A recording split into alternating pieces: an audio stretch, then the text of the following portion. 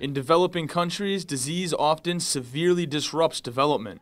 Social, economic, and human growth is virtually impossible when large portions of the population are sick and unable to contribute to a national economy, and when large sums of money are spent on disease treatment and prevention rather than national investment projects. Non-communicable diseases play a major role in this unfortunate phenomenon. Though often neglected or assumed to be a problem only for the rich, NCDs are holding back growth in the developing world. No health problem in the history of the world has ever gone so hidden, misunderstood, and under-recorded. NCDs are misunderstood as they are believed to affect the most affluent nations and people in the world, and indeed they do, but it is the poorest people in the poorest nations that suffer the most.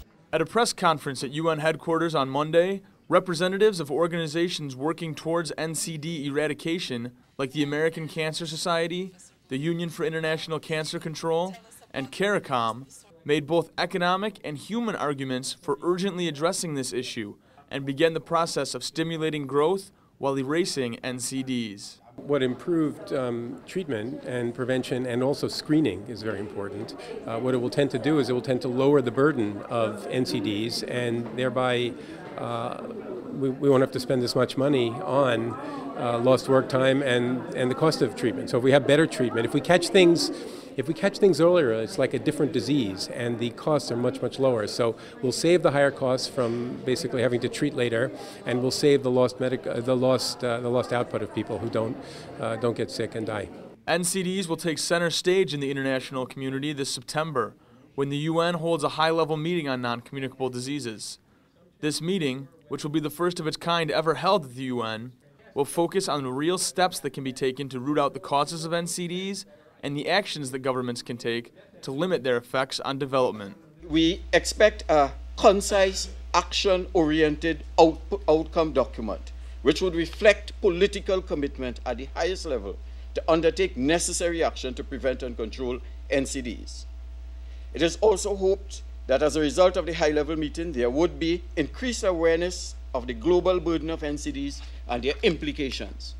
We anticipate a discussion on integrating NCDs into the development agenda and provision of technical assistance to assist in establishing further development programs at prevention and control of these diseases.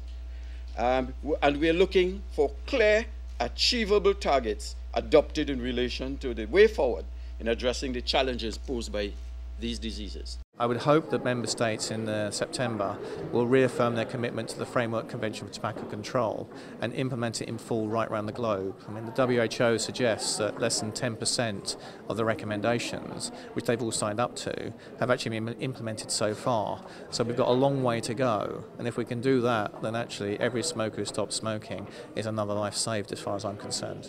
Speakers at today's press conference all spoke on the key importance of cooperation across many sectors to address the issue of non-communicable diseases, an issue that UN Secretary General Ban Ki-moon has called a public health crisis in slow motion. Reporting from the United Nations, I'm Connor Schratz for South-South News.